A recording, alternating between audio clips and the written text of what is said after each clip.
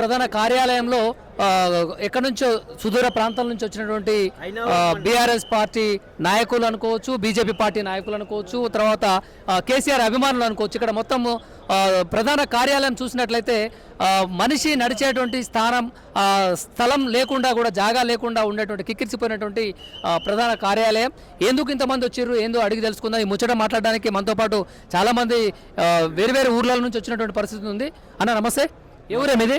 అన్న నమస్తే, మాది ఐనవోల్ మండల్, హన్మకొండ జిల్లా, కుండపర్తి గ్రామం. పని మీద వచ్చారు ఇక్కడికి? అన్న మేము కేసీఆర్ గారి ఆధ్వర్యంలో తెలంగాణలో చేరడానికి వచ్చినాము. మా నియోజకవర్గం వర్ధనపేట అరూరి రమేష్ అన్న గారి ఆధ్వర్యంలో బీఆర్ఎస్లో చేరడానికి వచ్చినాం. ఆరూరి రమేష్ అన్న గతంలో 10 సంవత్సరాల పరిపాలనలో, కేసీఆర్ పరిపాలనలో ఉన్నప్పుడు ఆయన చాలా భూ కబ్జాలు చేసిండు అని చెప్పేసి కూడా ఆరోపణలు ఉన్నాయి. ఆ ఆరోపణల మీద నుంచి బయటపడడం కోసం బీజేపీలో చేరిండు అని, అక్కడ పోయిన తర్వాత సరైనటువంటి మద్దతు లేదు అనే ఆరోపణలు కూడా ఉన్నాయి. ఇది వాస్తవం. ఇక్కడ రాబోయే రోజుల్లో బీఆర్ఎస్ పార్టీకి కొంచెం అవకాశాలు ఉన్నాయి కాబట్టి దీంట్లోకి పోవాలనే ఆలోచనతో వస్తుండు అని చాలామంది ప్రజల్లో ఉన్నట్టుంటారు మన వాళ్ళు. మరి ఎంతవరకు వాస్తవం అన్నది? అది వాస్తవం కాదన్న. ఆల్రెడీ బీజేపీలో పోవడానికి ఎందుకంటే మన వరంగల్ జిల్లాలో ఎంపీ టికెట్ ఇస్తామంటే అలా వేడు, అంతేగాని ఏదో భూ కబ్జాలు అనేది అది అని అంత రాంగు.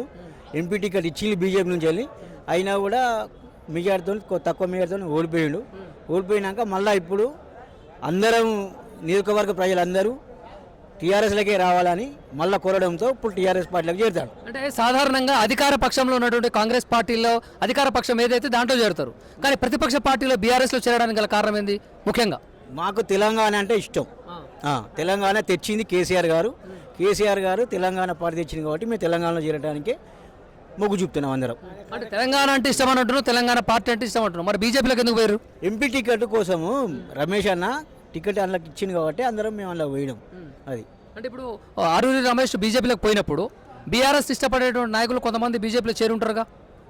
కొంతమంది చేరిలో అయినా కూడా మళ్ళీ అప్పుడు కొంతమంది చేరిన వాళ్ళు అందరూ మళ్ళీ బీఆర్ఎస్లోకి వస్తాను. ఎందుకంటే అప్పుడు ఎంపీ టికెట్ ఇచ్చింది కాబట్టి అలా చేరడానికి అది చేయండు. మళ్ళీ ఇప్పుడు అందరం కలిసి మళ్ళీ బీఆర్ఎస్లో చేరుతాను. ఇప్పుడు కేసీఆర్ అభిమానులు అట్లా నికాస్ అయినటువంటి కొంతమంది బీఆర్ఎస్లో ఉండుంటారు కదా, మళ్ళీ బీజేపీ నుంచి మళ్ళీ బీఆర్ఎస్లోకి వస్తున్నారు. వీళ్ళందరి మధ్యలో అందరినీ కలుపుకొని మళ్ళీ వాళ్ళకి సముచిత న్యాయం కల్పిస్తూ అందరి సమస్యలు వినుకుంటూ ఆరూరి రమేష్ ప్రవర్తన కానీ వారి నాయకత్వ లక్షణాలు ఆ విధంగా ఉంటాయా, లేకుంటే పక్షపాత ధోరణితోటి అంటే బీజేపీలకు పోయినప్పుడు దీంట్లో వీళ్ళు నాతో పాటుగా బీజేపీ పార్టీలో చేరలేదు అనే ఏమైనా ధోరణి ఏమన్నా ఉంటుందా రమేష్కి? లేదు, ఆ ధోరణి లేదు. పక్షపాత నిజాలు చెప్పాలా, ధోరణి లేదని చెప్తున్నాం కదా, అసలు ఆలోచన లేదు. చెప్తే ఏమన్నా తిరగబడతారా? అదేం చెప్పేది లేదన్న. ఆల్రెడీ అందరిని కలుపుకొని పోతాడు. వీళ్ళు ఈ పార్టీ ఆ పార్టీ అనేది ఏం చూడడు. నిజమే నమ్మొచ్చా? కరెక్ట్గా నమ్మచ్చు. ఓకే, నీదే పార్టీలో పోయినా ఆయనతో పాటు బీజేపీలో పోయినావా లేకపోతే బీఆర్ఎస్లో ఉన్నావు? బీజేపీలో పోయినాం, మళ్ళీ ఇప్పుడు టీఆర్ఎస్లోకి వస్తాను. ఆరూరి రమేష్ ఎటు ఉంటాడే నన్ను అంతే, అంటే తెలంగాణ పార్టీలకు మళ్ళీ వస్తాను కాబట్టి వస్తాను. ఇప్పుడు మన సర్పంచ్ ఎలక్షన్ జరిగినాయి, ఏమైనా పోటీ చేసినావా? నేను చేయలేదు, మాకు టీఆర్ఎస్ పార్టీ గెలిచింది. మా ఊళ్ళే టీఆర్ఎస్ పార్టీ సర్పంచ్ గెలిపించుకున్నాం.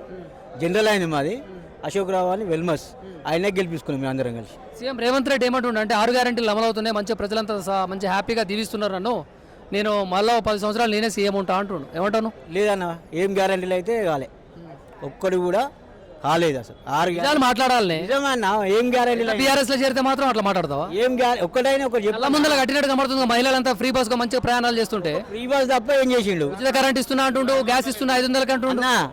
ఒకటి మహిళలకు ఇచ్చింది ఫ్రీ బసే, కానీ మహిళలకు ఇస్తామన్న స్కూటీలు ఎక్కడికి పోయినాయి. ఆల్రెడీ మన 2500 ఏది నెల 2500 ఇస్తానే వెళ్ళిపోయినాయి. ఏమి ఇచ్చిండన్న? ఏమీ లేదు. తులం బంగారం ఇస్తాను, నేను 1 లక్ష రూపాయలు తులం బంగారం ఇస్తానండి. ఎక్కడ ఇచ్చిండు?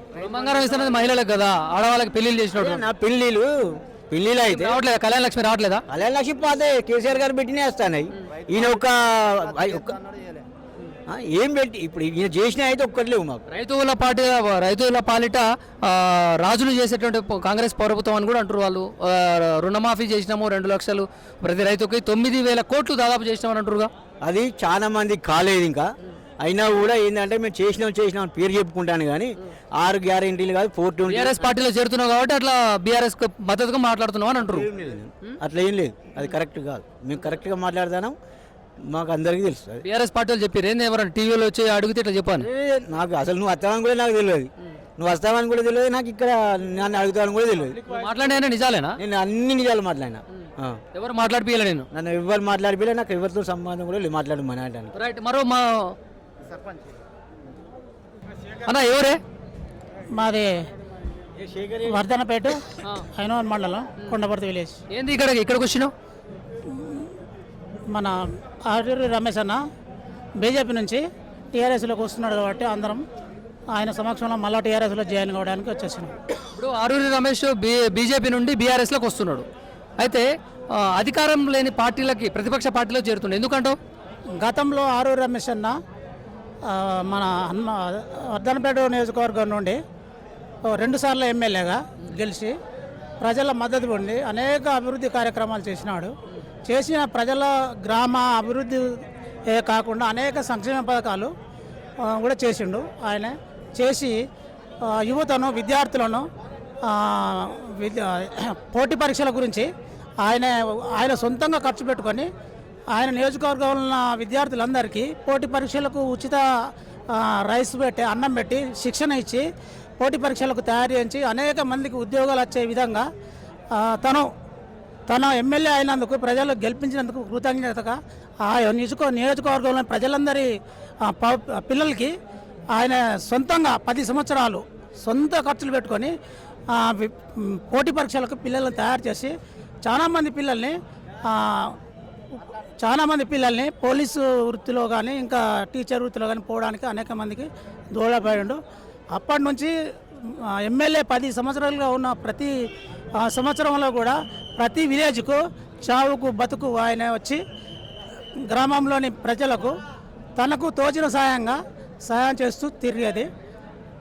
అదేవిధంగా మధ్యకాలంలో బీజేపీకి వెళ్ళిపోవడం జరిగింది. మళ్ళీ అది నచ్చక వచ్చేసి ఇదే కేసీఆర్ గారి సమక్షంలో మళ్ళీ ఈరోజు ఇలా జాయిన్ అవ్వడం జరుగుతున్నది.